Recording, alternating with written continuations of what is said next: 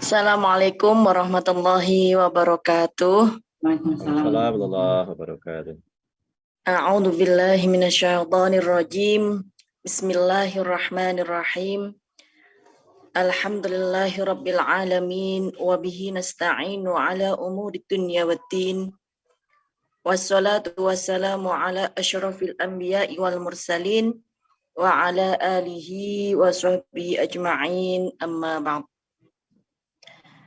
Kepada yang kami hormati, yang kami muliakan, Bapak Rektor PT IKI Jakarta, Bapak Prof. Dr. Nasaruddin Umar MA, juga beserta Prof. Dr. Haji Muhammad Darwish Hud. Begitu juga tidak ketinggalan Kaprodi kita, Dr. Haji Muhammad Haryadi, beserta semua tim webinar disertasi yang kedua. Alhamdulillahirabbil alamin. Pada kesempatan kali ini saya sangat bahagia sekali karena merasa bahwa beban disertasi saya sudah selesai. Dan bagi teman-teman yang belum selesai, semoga tetap mendapatkan motivasi, semangat, dan energi untuk terus menyelesaikan disertasi.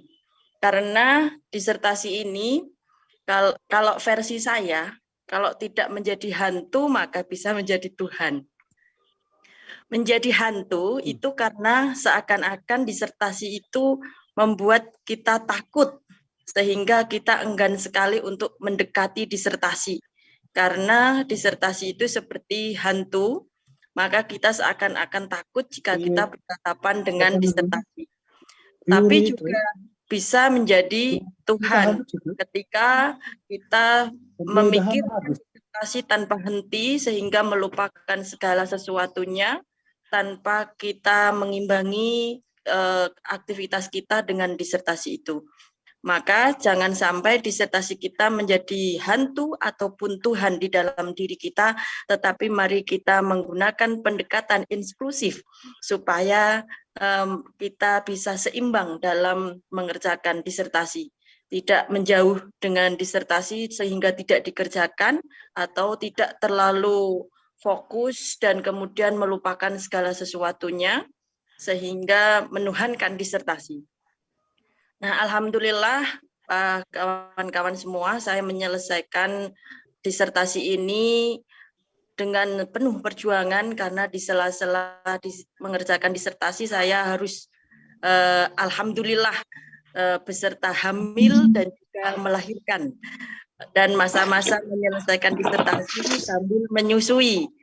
Alhamdulillah dengan rahmat Allah Subhanahu wa taala dan kekuatan yang luar biasa beserta atmosfer kehidupan pastinya yang sangat mendukung sehingga bisa menyelesaikan tepat waktu, sehingga saya yang notabene-nya kuliah dengan program beasiswa 5.000 doktor bisa selesai tepat waktu tanpa harus ngecas. Alhamdulillahirabbil alamin. Maka dari itu para sahabat-sahabatku, memang dalam proses disertasi ini kita harus banyak sharing supaya kita terinspiring. Proses pemilihan judul saya pun saya sangat terbantu sekali dengan Kaprodi, yaitu yang waktu itu Bunda Rian. Saya sharing dengan beliau, sharing dengan abah saya, dan juga sharing dengan teman-teman saya. Karena dalam proses pembuatan disertasi ini kita tidak bisa sendiri kawan-kawan. Karena kalau kita sendiri kita akan merasa sangat berat sekali. Karena ini adalah sebuah pemikiran intelektual yang jika kita memikirkan sendiri maka kita akan terjadi kemandekan dalam intelektual kita sehingga kita tidak bisa mendapatkan inspirasi-inspirasi dari luar. Untuk itu perlu kita adanya sharing supaya kita terinspiring, dan yang utama adalah kita harus fokus, karena fokus kita kalau terpecah-pecah maka kita akan mengesampingkan disertasi sehingga fokus kita hilang dan akhirnya melambat. Fokus itu penting, dan kemudian jangan lupa pantang menyerah dan tetap semangat, karena dalam perjalanannya kita akan merasakan jatuh bangun, kita akan merasa frustasi dan lain sebagainya.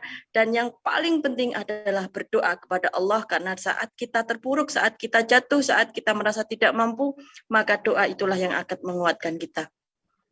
Maka pemilihan disertasi saya dengan judul Pendekatan Inklusif Manajemen Karir Perspektif Al-Quran ini merupakan sebuah bentuk keseimbangan. Saya memilih pendekatan inklusif ini sebagai bentuk keseimbangan, baik itu di dalam kehidupan, baik itu di dalam karir, baik itu di dalam segala hal. Karena sesungguhnya kehidupan kita ini adalah penuh dengan keseimbangan. Tidak ada berat sebelah. Begitu juga dalam segala hal, termasuk dalam manajemen karir. Yang saya mengambil latar belakang dari masalah ini adalah bahwa kemajuan teknologi yang telah memberikan dampak yang sangat signifikan terhadap perubahan paradigma tentang karir, sehingga melahirkan problematika isu dan tantangan dalam pengembangan karir. Dan salah satu tantangan dalam pengembangan karir adalah mengenai keseimbangan antara kehidupan dan pekerjaan, sehingga relevansi pendekatan lama atau tradisional tentang karir pun mulai dipertanyakan karena pergeseran kebutuhan. Perlu kita tahu bahwa di dalam kehidupan modern ini banyak sekali orang yang mengejar karirnya dan melupakan kehidupan spiritualnya. Banyak juga yang terlalu terobsesi untuk kesuksesan duniawiahnya, sehingga mereka lupa akan kehidupan yang hakiki, yaitu kehidupan akhirat.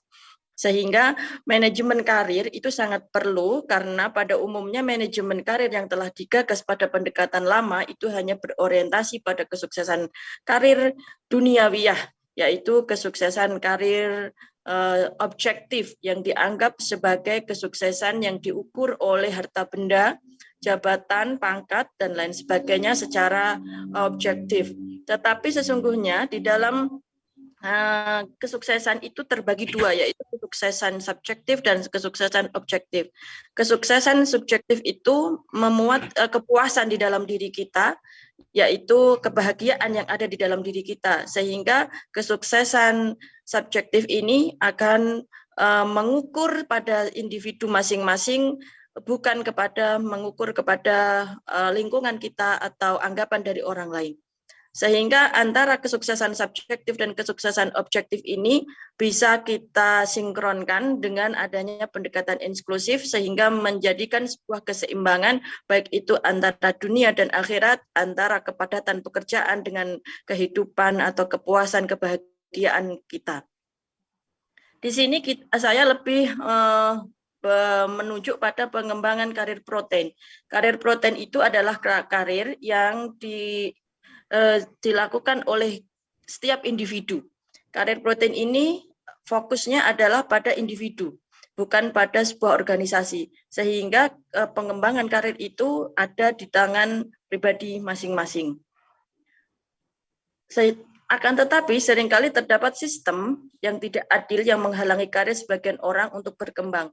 Inilah sistem yang sebenarnya terkadang tidak berpihak pada satu individu atau satu kelompok. Ini yang seharusnya bisa diatasi dengan pendekatan inklusif. Begitu juga dengan kemampuan atau keinginan atau pada motivasi pada diri setiap individu, yang di dalam motivasi itu ada motivasi intrinsik dan motivasi ekstrinsik. Motivasi intrinsik itu berasal dari diri pribadinya masing-masing individu, sedangkan motivasi ekstrinsik itu biasanya melalui behavioral, yaitu lingkungan yang membentuk atau yang menjadikan kita termotivasi. Kalau intrinsik itu bisa secara kognitif ataupun intuitif. Secara kognitif yaitu dengan cara pikir kita yang dapat memberikan motivasi kepada diri kita, atau secara intuitif yaitu secara dorongan-dorongan spiritual yang ada di dalam hati kita. Sehingga antara motivasi intrinsik dan ekstrinsik ini dibutuhkan keseimbangan antara intuitif, kognitif, dan juga behavioral.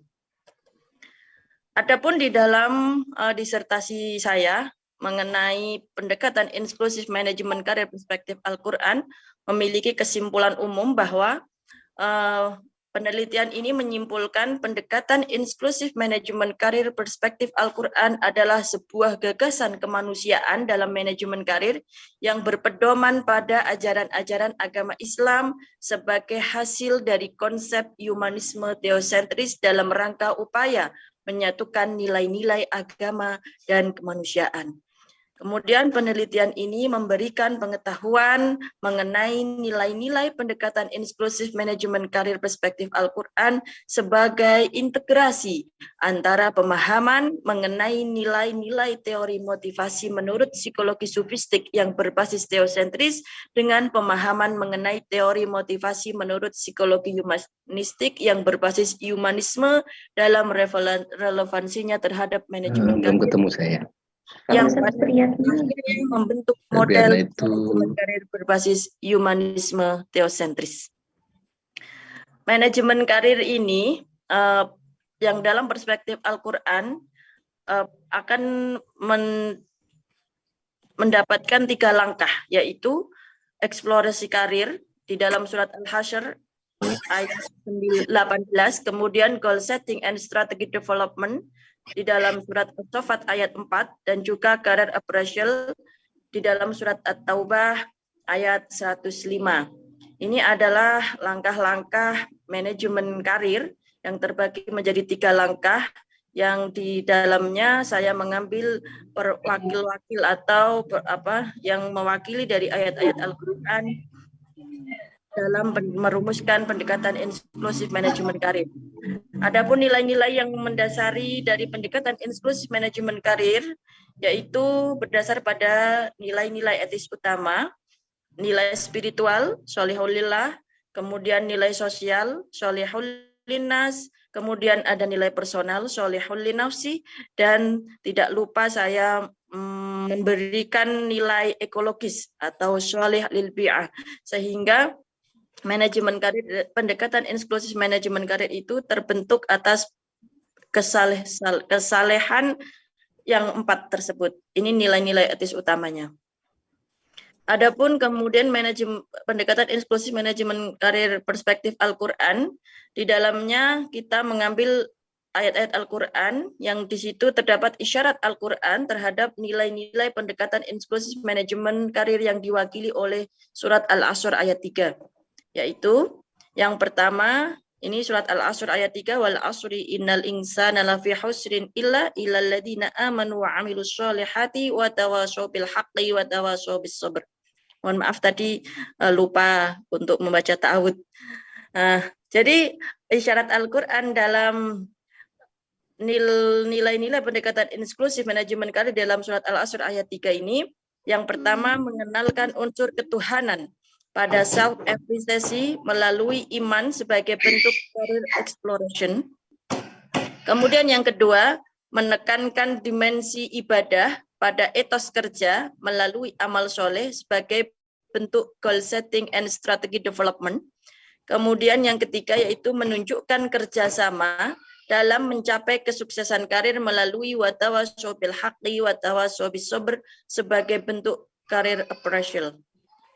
Adapun selain dari surat Al-Asr ayat 1-3, saya juga mengambil isyarat Al-Quran mengenai pendekatan inklusif manajemen karir dalam surat At-Tolak ayat 2-3, yaitu yang pertama yaitu mempraktekkan kesalehan pada komitmen karir melalui takwa sebagai bentuk career exploration. Kemudian yang kedua, menekankan dimensi akhlak dalam pengembangan karir melalui tawakal sebagai bentuk goal setting and strategy development. Kemudian yang ketiga, mengembangkan potensi ilahiyah pada locus of control melalui qadra sebagai bentuk career appraisal. Jadi 3 langkah tersebut dalam career exploration, kemudian goal setting and strategy development, kemudian career appraisal ini yang di dalam masing-masing surat itu memiliki nilai-nilai yang sangat penting di dalam manajemen karir, atau bisa kita sebut sebagai pendekatan inklusif manajemen karir perspektif Al-Quran. Nah, kemudian sesungguhnya manajemen karir pada umumnya dengan pendekatan inklusif manajemen karir perspektif Al-Quran ini memiliki kesamaan. Artinya ada banyak atau bahkan mayoritas kaidah-kaidah manajerial yang dapat digunakan oleh kedua jenis manajemen tersebut. Namun, secara spesifik terdapat perbedaan, yaitu kekhususan-kekhususan yang membutuhkan penanganan yang spesial pula. Karena inti dari manajemen dalam bidang apapun sama, yaitu tentang perencanaan, kemudian tentang strategi atau implementasi, yang kemudian evaluasi. Itu inti dari manajemen dalam bidang apapun memiliki fungsi yang sama dalam 3 hal tersebut, yaitu perencanaan, implementasi, dan kemudian evaluasi. Hanya saja variabel yang dihadapi dalam setiap manajemen itu berbeda, tergantung pada bidang apa manajemen tersebut digunakan dan dikembangkan. Sehingga perbedaan variabel ini membawa perbedaan culture yang kemudian memunculkan berbagai perbedaan. Sehingga pendekatan inklusif ini dirumuskan untuk memberikan keseimbangan antara pekerjaan dan juga kehidupan, antara kehidupan di dunia dan di akhirat, antara bidang-bidang spiritual yang kemudian kita masukkan ke dalam sisi-sisi atau di dalam ranah manajerial. Berikut posisi disertasi dari kami, yaitu penelitian ini berbeda dengan pandangan para ahli, yaitu Auguste Comte, Herbert Spencer, Emil Durkheim, Max Weber, Karl Marx, dan Sigmund Freud, yang dimana mereka itu meyakini bahwa dorongan spiritualisme agama tidak memiliki peran sedikit pun dalam mengatasi problematika isu dan tantangan dalam manajemen karir. Jadi banyak sekali para tokoh-tokoh yang tidak meyakini bahwa dorongan spiritualisme itu bisa membantu seseorang untuk mencapai kesuksesan atau kebahagiaan. Sehingga di sisi lain penelitian ini memiliki kesamaan dengan pendapat Lips Wiersma yang menyatakan bahwa dorongan spiritualisme agama memiliki peranan yang sangat penting dalam proses pengembangan karir.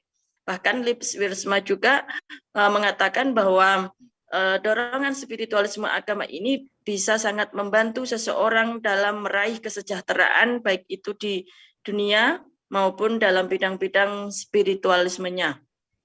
Seperti itu.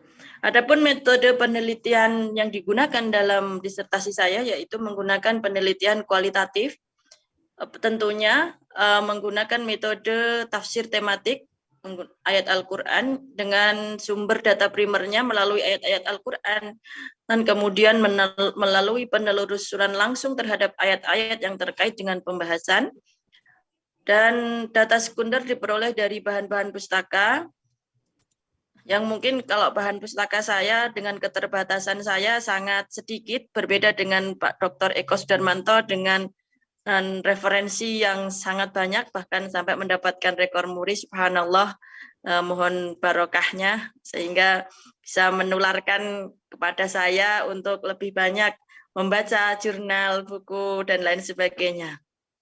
Kemudian sumber data sekunder yang digunakan mencakup buku-buku dan jurnal yang terkait dengan penelitian ini, yaitu pendekatan inklusif manajemen karir perspektif Al-Quran, dan teknik pengumpulan datanya yang digunakan adalah melalui studi kepustakaan, yaitu pengumpulan data dengan membaca, mempelajari, mengkaji, dan menganalisis literatur dan jurnal yang relevan dengan masalah yang diteliti.